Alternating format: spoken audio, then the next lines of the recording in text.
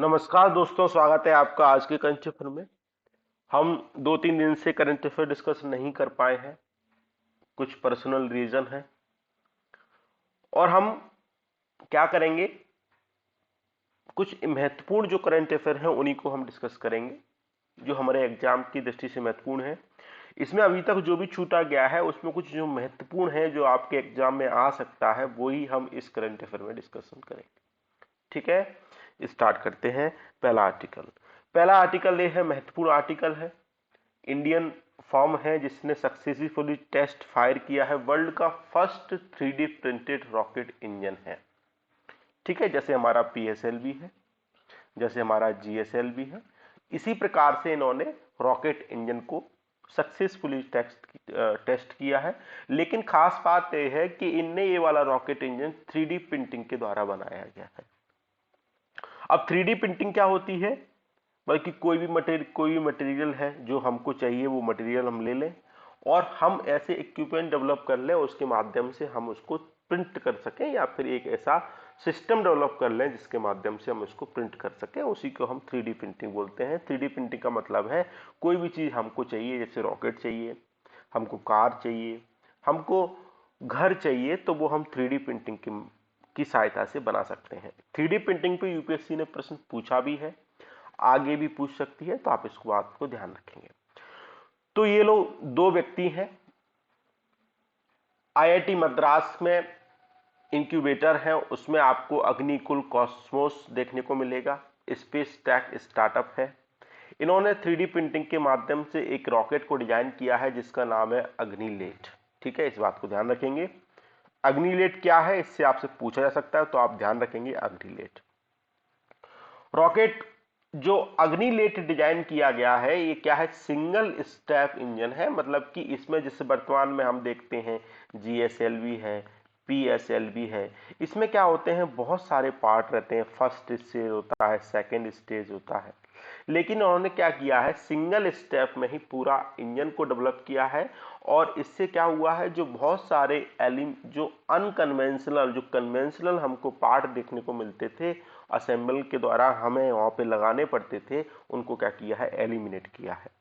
ठीक है, इस बात को ध्यान रखेंगे। तो क्या है, सिंगल स्टेप है।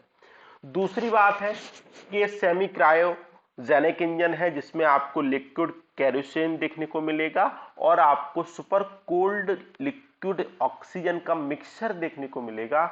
उस पे क्या है, सेमी क्रायोजेनिक इंजन है। और इसके 6 किलो न्यूटन का सी लेवल से थ्रस्ट इसके माध्यम से दिया जा सकता है। अग्निलेट जो इंजन है वो लॉन्च व्हीकल, मतलब कि अग्निबाण को क्या करेंगे, लॉन्च व्हीकल के रूप में डेवलप करने का प्रयास करेंगे। और अग्निबाण से हम 100 केजी कोई भी पेलोड को लो अर्थ ऑर्बिट में ले जा सकते हैं। ठीक है, इस बात को ध्यान रखेंगे। इससे पहले जैसे हमने एक न्यूज डिस्कशन की थी कि स्काई रूट्स जो एरोस्पेस जो एक स्टार्टअप है, उसने विक्रम एस को लॉन्च किया गया था। हैदराबाद बेस्ड क्या है, स्टार्टअप है। तो अब हमारे देश में दो स्टार्टअप जो प्राइवेट, जो हमको स्टार्टअप क्षेत्र में देखने को मिलते हैं, मतलब कि स्पेस क्षेत्र में हमको कोई स्टार्टअप देखने को मिलते हैं, तो स्काई रूट्स और ये वाला स्टार्टअप हम देख सकते हैं। काफी महत्वपूर्ण डेवलपमेंट है, क्योंकि हमारे देश में केवल इसरो ही था जो डेवलपमेंट स्पेस क्षेत्र में करता था। अब हमारे देश में धीरे धीरे नए नए स्टार्टअप आ रहे हैं, तो काफी और तेज गति से, त्वरित गति से काफी, मतलब कि इसमें डेवलपमेंट होने की संभावनाएं हैं। ठीक है, इस बात को आप ध्यान रखेंगे। और तो ये हमने पढ़ा, इस बात को ध्यान रखेंगे। काफी महत्वपूर्ण आर्टिकल थे, यहां से प्रश्न आ सकते हैं। दूसरा, मोशन ऑफ थैंक्स चर्चा में है। आर्टिकल 87 के तहत प्रेसिडेंट क्या करते हैं, पार्लियामेंट को स्पेशली एड्रेस करते हैं। जब कब करते हैं, जब सेशन का फर्स्ट कमेंसमेंट हो, या फिर एवरी फिजिकल ईयर में फर्स्ट सेशन हो रहा हो, तब प्राइम मिनिस्टर आर्टिकल 87 के तहत संसद को क्या करते हैं, एड्रेस करते हैं। और उस एड्रेस लाइन में क्या होता है, सरकार की नीतियां होती हैं, सरकार ने अभी तक क्या किया, सरकार आगे क्या करने वाली है। कुल मिला के कहा जाए तो सरकार के द्वारा वो जितनी भी स्पीच होती है राष्ट्रपति को दे दी जाती है। उनके सरकार के बिहाफ पे कौन बोलता है, राष्ट्रपति बोलते हैं। और इस मोशन ऑफ थैंक्स लाया जाता है उस दौरान वोटिंग के लिए, रखा जाता है, और अगर इस मोशन ऑफ थैंक्स पे वोटिंग में सरकार डिफीट कर जाती है तो इसका मतलब है गवर्नमेंट डिफीट कर गई, और उस दौरान आप इसको देख सकते हैं। ठीक है, तो इस बात को ध्यान रखेंगे, ये महत्वपूर्ण था। दूसरा, एंडरमैन का जो विवाद दिल्ली में लंबे समय से, कुछ दिनों से चर्चा में रहा, और वहां पे क्या हो रहा है, इसकी वजह से वहां पे हमको डिस्प्यूट देखने को मिल रहा है। सुप्रीम कोर्ट ने कहा है कि कॉन्स्टिट्यूशन एंडरमैन को, जो कि म्यूनिसिपैलिटी के जो सदस्य होते हैं, एंडरमैन्स होते हैं, उनको अलाउ नहीं करता कि वो मीटिंग में अपना वोट रख सके, अपने, उनको राइट टू वोट नहीं है, ऐसा सुप्रीम कोर्ट ने कहा है। एंडरमैन कौन होते हैं, सबसे पहले इस बात को समझें। कोई सिटी काउंसिल है, कोई सिटी म्यूनिसिपल्स बॉडी है, उसमें मेंबर होते हैं, और उनकी जो रिस्पॉन्सिबिलिटी होती है depending on the location of its uses के आधार पर होती है। According to Delhi Municipal Corporation Act 1957, LG, जो कि एनसीआर के जो एलजी रहते हैं, वो नॉमिनेट करते हैं, कर सकते हैं एंडर, मतलब कि एंडर मैन को जिनकी एज 25 के अबव हो। ठीक है, तो इस बात को आप ध्यान रखेंगे, काफी महत्वपूर्ण चीज है। और इसी पे 10 एंडर मैन को वो क्या कर सकते हैं, नॉमिनेट कर सकते हैं, जिनकी एज 25 से अबव हो। ठीक है, इस बात को ध्यान रखेंगे। ठीक, चलो बस इतना ही ध्यान रखना है। दूसरा, ग्लोबल इंटरनेशनल बायोफ्यूल अलायंस चर्चा में है, तो इस अलायंस को याद रखेंगे। इसको क्या हुआ है, जब इंडिया ने, मतलब कि हमारे प्रधानमंत्री जी ने इंडियन एनर्जी वीक 2023 के तहत इसको लॉन्च किया गया, और इसका मतलब है कि हम बायोफ्यूल को कैसे अधिक से अधिक डेवलपमेंट कर सकें, कैसे अधिक से अधिक हम उस पर निर्भर रह सकें, और कैसे हम अधिक से अधिक उस फॉसिल फ्यूल्स की जो डिपेंडेंसी है उसको हम कम कर सकें। इसमें आपको यूएस, ब्राजील, यू और आईईए आपको देखने को मिलेगा। इसके अतिरिक्त और भी सदस्य देखने को मिलेंगे। बायोफ्यूल आपको पता ही है, लिक्विड, सॉलिड और ग्रीन हाउस गैसेस से मिलकर बनता है। इसके माध्यम से हम उसको बना सकते हैं, बायोमास के माध्यम से बना सकते हैं। तो इस अलायंस को याद रखेंगे, आपके लिए महत्वपूर्ण है। दूसरा, डिकिंसोनिया चर्चा में है, भोपाल में 2 ईयर एगो इसको फॉसिल फ्यूल देखने की फॉसिल्स देखने को मिले। और अर्थ का क्या है, ओल्डेस्ट एनिमल्स है, क्या है, ओल्डेस्ट एनिमल्स है, जिसको आपको एडाइक्राइन पीरियड से, आप इसको लेट एडाइक्राइन पीरियड से देख सकते हैं। ठीक है, बेसल्स एनिमल आपको देखने को मिलेंगे। और ये क्या करते हैं, सिंपल ऑर्गेनिज्म, और जो वर्तमान में हमारी लाइफ है, कैम्ब्रियन पीरियड में जो हमारे एनिमल देखने को मिलते हैं उसमें लिंकेज देखने को मिल सकता है। इसके अलावा आपको इस ऑस्ट्रेलिया, रसिया, यूक्रेन और चाइना में भी देखने को मिलेंगे। तो डिकिंसोनिया आपसे पूछा जाएगा तो आप बता देंगे क्या है, ओल्डेस्ट एनिमल्स है, एनिमल की क्या है, प्रजाति, स्पीसीज है। ठीक है, इस बात को ध्यान रखेंगे। दूसरा, पावरफुल अर्थक्वेक इन तुर्की में देखने को मिला। तो इसमें क्या हुआ है, एक्चुअली ये अफ्रीका, एशिया और यूरोप का रीजन आपको देखने को मिलेगा। इसको हम एनाटोलियन प्लेटू बोलते हैं, ईस्ट एनाटोलियन फॉल्ट बोलते हैं। इधर आपको अरेबियन प्लेट आपको देखने को मिलेगी। तो ये क्या हुआ है, अरेबियन प्लेट क्या है, एक्चुअली नॉर्थ की तरफ शिफ्ट हो रही है धीरे धीरे, और जो एनाटोलियन प्लेट है वो इधर की तरफ शिफ्ट हो गई। तो इस वजह से आपको इधर कहां देखने को मिला, आपको अर्थक्वेक देखने को मिला, जिसे आप यहाँ पे देख पा रहे हैं। तो ये वाली प्लेट इधर शिफ्ट हो गई, ये वाली प्लेट इधर शिफ्ट हो गई। तो इसके कारण इस रीजन में हमको क्या देखने को मिला, लाला, फॉल्ट देखने को मिला। और फॉल्ट हुआ तो उसकी वजह से हमको जो प्लेट टेक्टोनिक जो मूवमेंट हुआ उसकी वजह से क्या हुआ, हमको यहाँ पे अर्थक्वेक एक्टिविटी देखने को मिली। काफी बड़ी संख्या में यहाँ पे मतलब कि लोगों की डेथ हो चुकी है। ठीक है, बड़ी दुर्घटना है। ठीक है, इस बात को देखेंगे। तो इसमें जो हमने अभी पढ़ा वही बात यहाँ पे लिखी है कि किसके कारण हुआ। तो इस रीजन में आप देख सकते हैं अफ्रीकन, यूरेशियन, अरेबियन प्लेट से संबंधित है। और जो हमारी अरेबियन प्लेट है उसका आप नॉर्थवर्ड उसका ट्रांजिशन हो रहा है, पुशिंग हो रही है धीरे धीरे।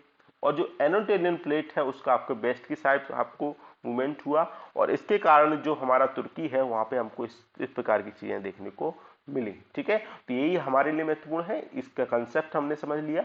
अब हमारे लिए महत्वपूर्ण है कि इसकी लोकेशंस, तो आपके एक जिम्मेदारी है कि आप क्या करो, तुर्की का मैप उठाना, वहां पे आप जो महत्वपूर्ण जो लोकेशंस हैं वो देखना, क्योंकि एग्जाम में आपके वहां से प्रश्न पूछा जा सकता है। ठीक है, इस बात को ध्यान रखेंगे। दूसरा, साउथ इंडिया का फर्स्ट इंडस्ट्रियल कॉरिडोर प्रोजेक्ट अभी प्रधानमंत्री जी ने लॉन्च किया, जो कि नेशनल इंडस्ट्रियल कॉरिडोर प्रोग्राम का एक पार्ट है। तुमकुरू में आपको देखने को मिलेगा। कृष्णपत्तन, मतलब कि कृष्णापत्रम, तुमकुरू, पोन्नेरी, ये नोड्स हैं, इनको मिलाकर क्या बनेगा, साउथ इंडिया का फर्स्ट इंडस्ट्रियल कॉरिडोर आपको देखने को मिलेगा। ठीक है, ये किसके तहत काम करेंगे, चेन्नई बेंगलुरु इंडस्ट्रियल कॉरिडोर के तहत ये है।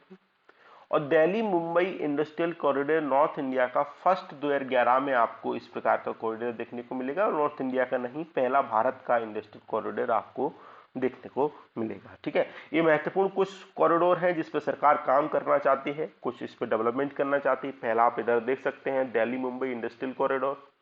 ठीक है, और ये कुछ कॉरिडोर, ये आपको चेन्नई बेंगलुरु इंडस्ट्री कॉरिडोर, ये दूसरा अभी आप इस साउथ इंडिया का डेवलपमेंट हमको देखने को मिला।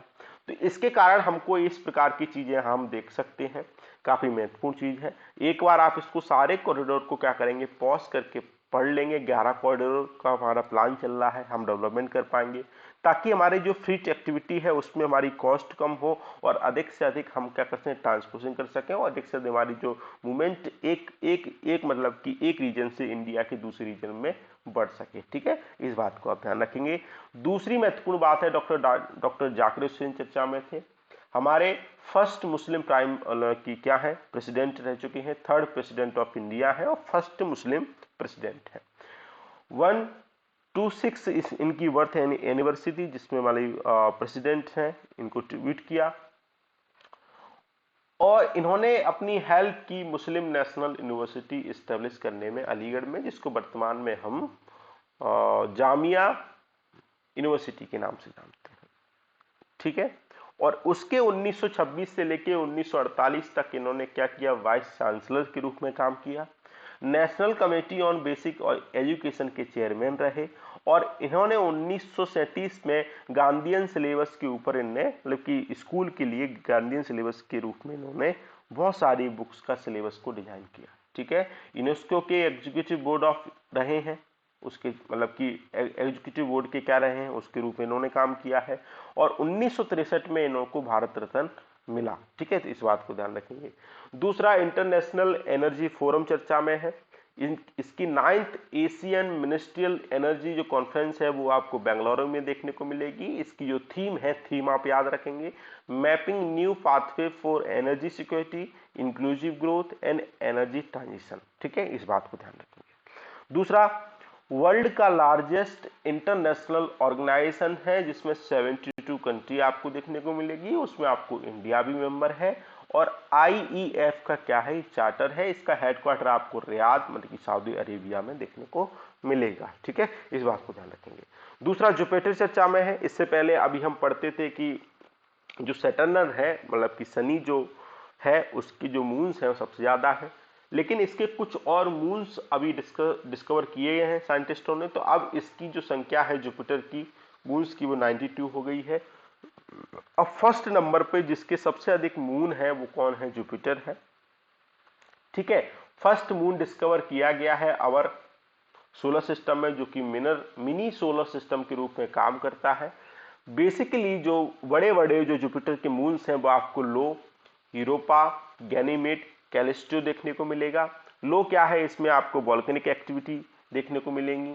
ठीक है, यूरोपा क्या है, मोस्ट आइस वाटर, इसकी जो सरफेस है वो आपको वाटर आइस देखने को मिलेगा। गैनीमेड क्या है, लार्जेस्ट मून है इन आवर सोलर सिस्टम में। और जो कैलिस्टो है वो आपको हैविली क्रिएटेड एंड एंसिडेंट, आपको इस प्रकार की सरफेस देखने को मिलेगा। ठीक है, तो इस बात को आप ध्यान रखेंगे, यहां से प्रश्न बन सकता है।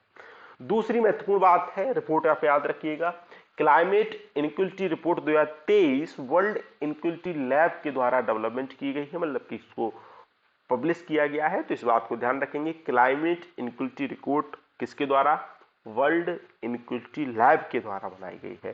ठीक है, तो इस बात को ध्यान रखेंगे। तो आज के हमारे डिस्कशन में इतना तो नहीं था, एक और मैपिंग से संबंधित प्रश्न है। फिजी चर्चा में था, फिजी ने कहा है कि हम इंडिया के साथ मिलकर काम करना चाहते हैं। फिजी आपको 23.5 डिग्री मतलब कि इसको ट्रॉपिक ऑफ कैप्रिकॉर्न बोलते हैं, और इसके ऊपर आपको फिजी देखने को मिलेगा, और इक्वेटर और ट्रॉपिक ऑफ कैप्रिकॉर्न के मध्य आपको कौन देखने को मिलेगा, फिजी देखने को मिलेगा। तो इस बात को आप ध्यान रखेंगे। ठीक है, न्यूजीलैंड के ऊपर आपको, न्यूजीलैंड वाला ये है तो इसके ऊपर आपको इधर आपको फिजी देखने को मिलेगा। ठीक है, तो इस बात को ध्यान रखेंगे, इसकी मैपिंग आप याद रखेंगे, यहां से प्रश्न बन सकता है। तो आज के डिस्कशन में इतना ही था। आई होप आपको पसंद आया होगा। Thank you.